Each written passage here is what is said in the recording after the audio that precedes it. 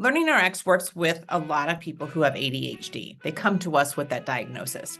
What we've learned since we have been working with these folks, and even looking at a group of about 7,500 people who came to us with ADHD, is that there are three cognitive weaknesses that are relatively lower in capability than the other cognitive skills. Those three weaknesses are, or three skills are, long-term memory, processing speed, and working memory. So it's not that all three are weak in the same person.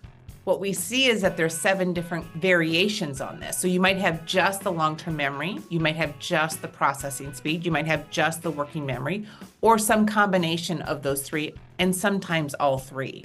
Now you might say, how much of a weakness is it? Well, some are 20 to 30 percentile points.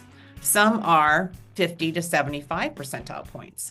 So the degree to which you have that weakness, or the gap between your relative weaknesses and your strengths, really indicates how much that weakness is causing you issues.